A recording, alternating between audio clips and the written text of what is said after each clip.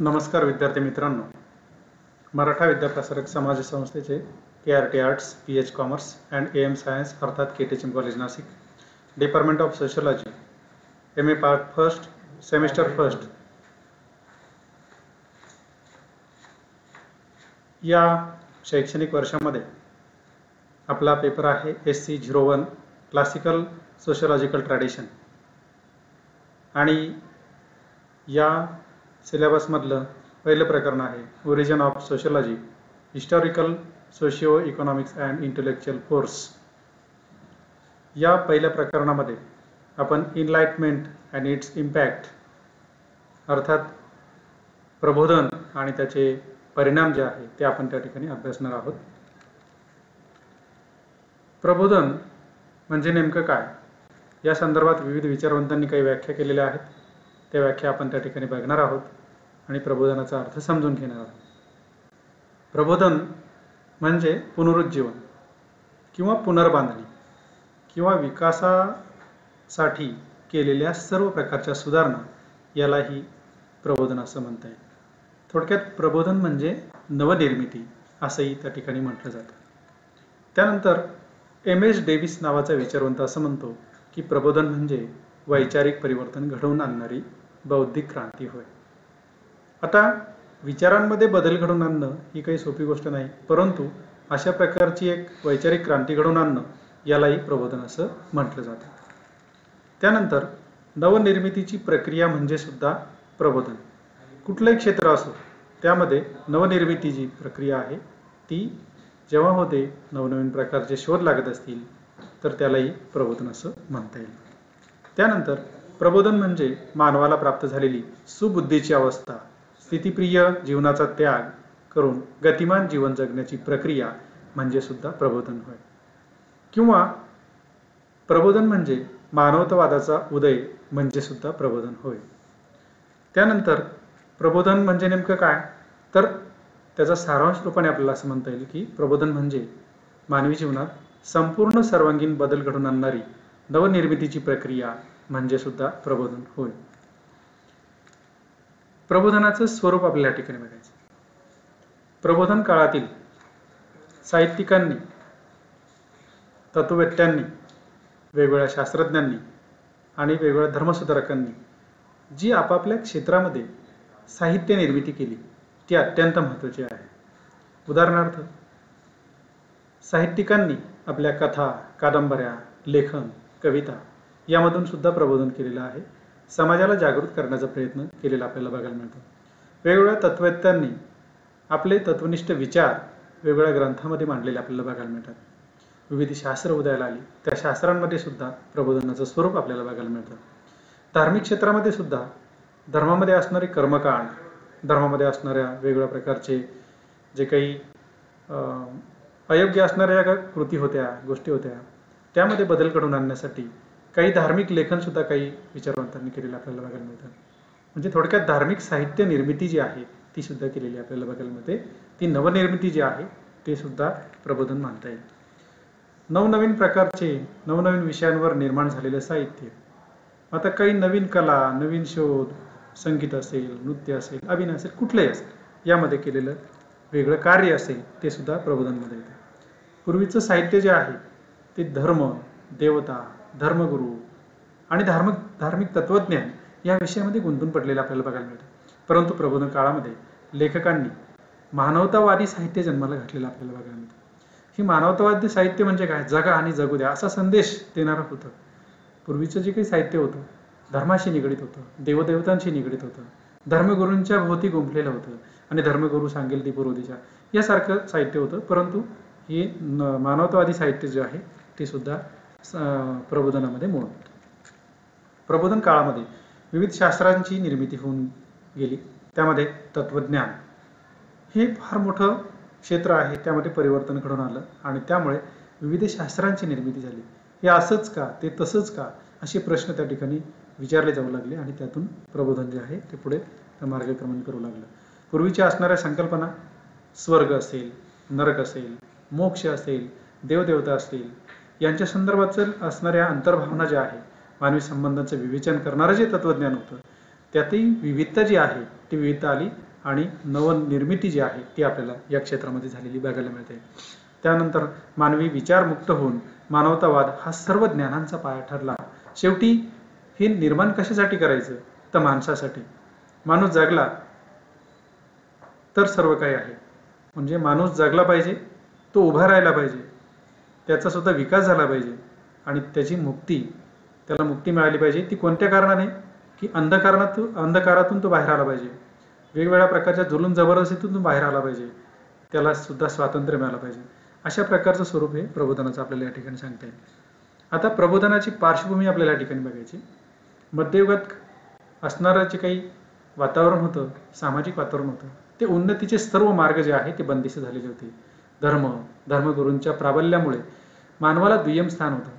थोडक्यात मानवाची शक्ती जी आहे ती क्षीण झालेली आपल्याला बघायला मिळते. रूढीवादी, दैववादी, स्थितीप्रिय असा माणूस बनलेला होता. म्हणजे उदाहरणार्थ, ठेविले अनंते तैसीचे राहावे, चित्त असू द्यावे समाधानी. म्हणजेच काय, जसं आहे तसंच आपण जगलं पाहिजे, देवाने जसं आपल्याला ठेवलं तसंच राहिलं पाहिजे, त्यात बदल करू नये. कारण असं कोण म्हणतं, देव म्हणतो, धर्म म्हणतो, धर्मगुरू सांगतात. म्हणजेच थोडक्यात या ठिकाणी ही जी पार्श्वभूमी आहे ती त्या प्रकारची बनलेली आपल्याला बघायला मिळते. मध्ययुगामध्ये मानवी उन्नतीचे सर्व मार्ग जे आहे ते बंद झालेले होते आणि मानवाची विचार करण्याची क्षमता जी आहे ती अत्यंत क्षीण झालेली होती. रूढीप्रिय, दैववादी आणि स्थितीप्रिय असा जो माणूस आहे तो बनलेला होता. आणि त्या संदर्भामध्ये आपल्याला असं म्हणता येईल की हा अंधकारमय जो मध्ययुग आहे त्या मध्ययुगामध्ये एक प्रकाश जसा पडावा तशा प्रकारचे वेगवेगळ्या प्रकारचे शोध लागत गेले. त्यामध्ये जलमार्गांचा शोध असेल, मग वास्को दी गामा असेल, किंवा पोर्तुगीज खलासी, जे विविध प्रकारचे खलासी आहेत त्यांनी विविध प्रकारचे जलमार्ग शोधून काढले. कोलंबस असेल, तर यांनी हे जलमार्ग शोधून काढले आणि या जलमार्गातून होणारी वाहतूक असेल किंवा विविध प्रकारच्या भूखंडांचा शोध लागला असेल, अमेरिका असेल, भारत असेल, आणि त्यातून आपल्याला असं म्हणता येईल की या मार्गातून सुद्धा विविध प्रकारच्या दिशांचं मार्गदर्शन होण्यासाठी होकायंत्र असेल किंवा विविध प्रकारच्या गोड्या पाण्याचा शोध असेल किंवा विविध भूप्रदेश असतील, विविध प्रकारची खनिज असतील, यांचे शोध लागत गेले. आणि विविध म्हणजे दुर्बिणीचा शोध असेल किंवा वेगवेगळ्या प्रकारचे शोध असतील, त्या शोधांमुळे एक प्रकारे अंधकारमय युगाचा अंत होण्यास त्या ठिकाणी मार्ग मोकळा झाला. सरंजामशाहीचा अडथळा जो होता तो दूर झाला. कारण सरंजामशाहीमध्ये अनेक प्रकारचे अन्य अत्याचार सर्वसामान्यांना होत होते. एक प्रकारे शोषणावर आधारित असणारी ही जी व्यवस्था होती ती सुद्धा उलटवून पाडण्यामध्ये प्रबोधन हे महत्त्वपूर्ण ठरलं. धर्मगुरूंची दडपशाही, धर्मगुरू मग तो कितीही भ्रष्ट असला तरीही, म्हणजे थोडक्यात त्याच्याही दडपशाहीला प्रबोधनानं उत्तर दिलेलं आपल्याला बघायला मिळतं. समाजाची रूढप्रियता, पापभीरू वृत्ती, राष्ट्रराज्यांचा उदय जो आहे तो या प्रबोधनामुळे निर्माण झालेला आहे. एक प्रकारे रूढीप्रिय समाज जो आहे तो रूढीचा त्याग करून पुढे गेलेला आपल्याला बघायला मिळतो. शहरांची निर्मिती, विकास, नवीन देशांचा शोध, व्यापार उद्योगांचा विकास, बुद्धिप्रामाण्यवाद, वैज्ञानिक दृष्टिकोन, या सर्व गोष्टींची निर्मिती झाली. विविध प्रकारचे साहित्यकार निर्माण झाले, विविध प्रकारचे विचारवंत निर्माण झाले. प्रत्येक गोष्ट ही विज्ञानाच्या कसोटीवर घासून तपासून बघितली जाऊ लागली आणि त्यामुळे या सगळ्या प्रकारचे जे काही शोध आहे, व्यापारवाद असेल, बुद्धिप्रामाण्यवाद जो आहे तो निर्माण झालेला आपल्याला बघायला मिळतो. हा ही प्रबोधनाची ही महत्त्वाची पार्श्वभूमी आहे. त्यानंतर कलावंत असतील, धर्मसुधारक असतील, सुधारणावादी चळवळीचे नेते असतील आणि नेतृत्व जे आहे, या सगळ्या घटकांमुळे प्रबोधन युगाला चालना जी आहे ती मिळालेली आपल्याला बघायला मिळते. थोडक्यात कलावंत असतील, धर्मसुधारक असतील आणि सुधारणा करणारे समाजसुधारक असतील, सोशल ॲक्टिव्हिस्ट असतील, तर यांच्या नेतृत्वामुळे एक प्रकारे समाजाला वेगळी दिशा मिळाली, एक चांगली दिशा मिळाली आणि त्यातून प्रबोधन युग जे आहे ते सुरू झालेलं आपल्याला बघायला मिळतं. त्यानंतर वेगवेगळ्या प्रकारचे शोध लागले. ते शोधांचा आपण थोड्या वेळापूर्वी उल्लेख केलेला आहे. Italy, England, France, Germany, Spain या सर्व देशांमध्ये असणारे जे काही विचारवंत असतील, लेखक असतील, संशोधक असतील, शास्त्रज्ञ असतील, कलावंत असतील किंवा समाजसुधारक जे आहे त्यांचा उदय झाला आणि त्यांनी आपापल्या क्षेत्रामध्ये अत्यंत महत्त्वाचे योगदान दिले आणि त्या योगदानामुळे एक प्रकारे जो मध्ययुगीन कालखंड आहे, बुरसटलेले जे विचार आहे ते दूर झालेले आपल्याला बघायला मिळतात आणि त्यातून एक नव समाज जो आहे तो निर्माण झालेला आपल्याला बघायला मिळतो.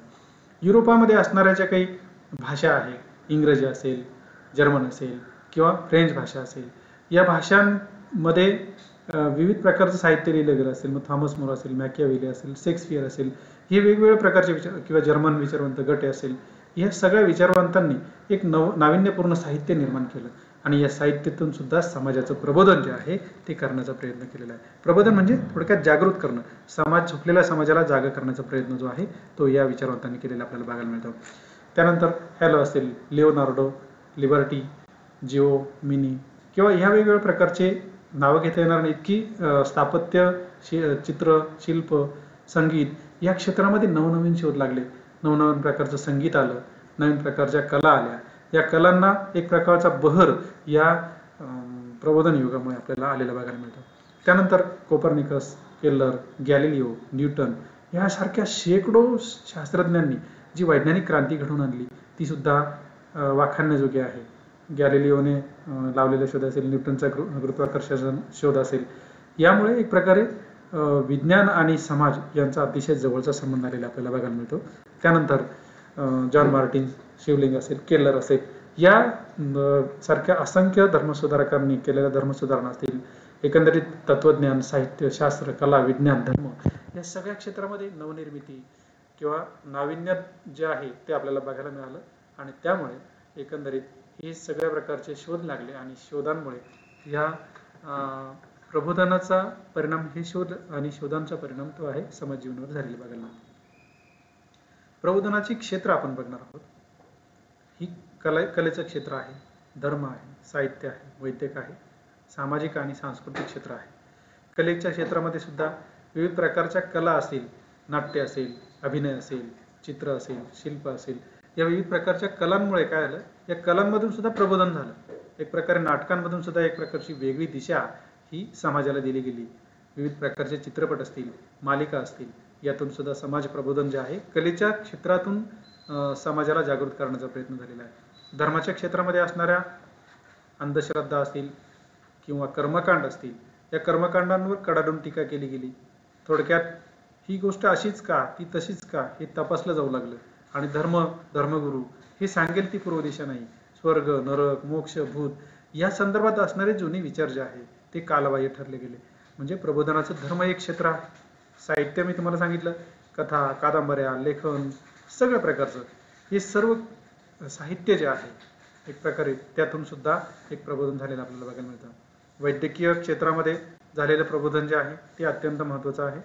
आपल्याला माहिती असेल की जुने आजार असतील, या आजारांवर असणाऱ्या श्रद्धा, अंधश्रद्धा असतील, त्यावर मात करून माणसाने केलेले विविध प्रकारचे प्रयोग असतील ते सुद्धा अत्यंत महत्त्वाचे होते. म्हणजे वैद्यकीय क्षेत्रामध्ये झालेल्या सुधारणांमुळे सुद्धा सामाजिक क्षेत्रामध्ये मोठं प्रबोधन झालंय.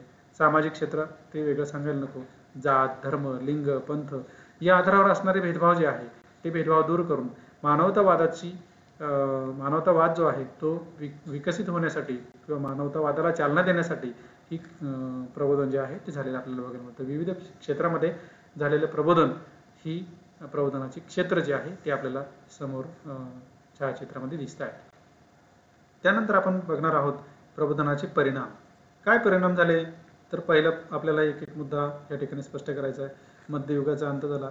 मध्ययुगामध्ये असणारं कर्मकांड आता थोड्या वेळापूर्वी आपण चर्चा केलेली आहे की या मध्ययुगामध्ये समाज जीवनामध्ये जे काही बुरसटलेले विचार होते ते दूर झाले आणि त्यातून नवयुगाचा विकास जो आहे किंवा उदय जो आहे तो झालेला आपल्याला बघायला मिळतो. आणि म्हणून मध्ययुगाचा अंत हा प्रबोधनाचा पहिला परिणाम झालेला आहे. धर्मसत्तेचा पगडा नष्ट झाला, कारण धर्माच्या नावाखाली असणारे कर्मकांड, धर्माच्या नावाखाली होणारं शोषण, धर्माच्या नावाखाली होणारा अन्याय हा नष्ट होण्यासाठी प्रबोधन हे परिणामकारक ठरलेलं आपल्याला बघायला मिळतं. तर्कनिष्ठ दृष्टिकोन आणि बुद्धिवादी दृष्टिकोन जो आहे तो निर्माण झाला. प्रत्येक गोष्ट तर्कनिष्ठ आणि बुद्धिवादी दृष्टिकोनातून तपासली जाऊ लागली. हे असं का, ते तसं का, हे केल्यामुळे ते का झालं, ते निर्माण होण्याची कारणं काय, कारणं, परिणाम, उपाययोजना या सगळ्या गोष्टी ज्या आहेत तपासून बघू लागल्या आणि त्यामुळे हा एक महत्त्वाचा परिणाम तर्कनिष्ठ बुद्धिनिष्ठ दृष्टिकोनातून समाजाची उन्नती झालेली आपल्याला बघायला मिळते. संशोधन आणि वैज्ञानिक प्रगती सर्व क्षेत्रामध्ये, रसायनशास्त्र, भौतिकशास्त्र, जीवशास्त्र, खगोलशास्त्र, नॅनो टेक्नॉलॉजी कुठल्या असेल सर्व क्षेत्रामध्ये संशोधन व्हायला लागलं आणि त्यामुळे ही वैज्ञानिक प्रगती जी आहे ती वैज्ञानिक प्रगती घडून आली ती प्रबोधनामुळे. आधुनिक भाषांचा विकास झाला. इंग्रजी भाषा असेल, जर्मन, फ्रेंच, जापनीज, चायनीज, या सगळ्या भाषा ज्या आहेत त्या भाषांमुळे माहितीची देवाणघेवाण झाली. माहितीचं महाजाल जे आहे ते आपल्याला बघायला मिळतं आणि त्यामुळे आधुनिक भाषांमुळे प्रबोधन जे आहे अत्यंत वेगानं होऊ लागलं. आता सध्या कोविड-19ची साथ आहे, तर या साथीच्या कालखंडामध्ये आपण कुठली काळजी घेतली पाहिजे? चीनमध्ये उदयाला आलेला हा रोग, ही महामारी, त्यापासून सावध होण्यासाठी लॉकडाऊन असेल किंवा हाताची स्वच्छता असेल, मास्क वापरणं असेल, हे जसं आपण आता बघायला मिळतं आपल्याला, तसं त्या कालखंडामध्ये सुद्धा या भाषिक विकासामुळे, देवाणघेवाणीमुळे हा बदल झाला. व्यापारवाद, वसाहतवाद उदयाला आलेला आपल्याला बघायला मिळतो. हाही परिणाम जो आहे तो त्यातून निर्माण झाला. जलमार्गांचे शोध लागले, नवीन भूखंड निर्माण झाले, नवीन भूखंडांचा शोध लागला आणि यामुळे अर्थातच वेगवेगळ्या प्रकारचे भूखंडांवर आपलीच मालकी असली पाहिजे, यासाठी इंग्रज, फ्रेंच, डच, पोर्तुगीज या सगळ्यांनी प्रयत्न केलेले आपल्याला बघायला मिळतात आणि यातून विविध प्रकारचे आशिया, आफ्रिका खंडामध्ये विविध वसाहती ज्या आहे, विविध देश ही त्यांच्या ताब्यामध्ये गेलेले आपल्याला बघायला मिळतात. व्यापारवाद आणि वसाहतवाद हाही त्याचा महत्त्वाचा परिणाम आपल्याला ठिकाणी सांगता येईल. वैचारिक परिवर्तन घडून आलं, हा एक महत्त्वाचा मुद्दा, की विचार करण्याच्या प्रक्रियेमध्ये बदल झाला. लिंगभाव असेल किंवा जात, धर्म किंवा वंश या आधारावर केलेले भेदभाव असतील, ते भेदभाव दूर करून हे वैचारिक परिवर्तन घडून आणण्याचा प्रयत्न जो आहे तो प्रयत्न अर्थातच त्या ठिकाणी या प्रबोधनामुळे निर्माण झालेला आपल्याला बघायला मिळतो. मानवतावादाचा विकास झाला. जगा आणि जगू द्या, जगण्याचा अधिकार प्रत्येक माणसाला आहे. अन्यथा वंश श्रेष्ठत्व असेल, जातीचं श्रेष्ठत्व असेल, यामुळे माणसाला संपवण्याचा प्रयत्न करतो किंवा त्यातून होणारी हिंसाचार हा थांबवला गेला पाहिजे. थोडक्यात मानवतावादाचा विकास हा एक अत्यंत महत्त्वाचा परिणाम जो आहे तो प्रबोधनामुळे निर्माण झालेला आपल्याला बघायला मिळतो.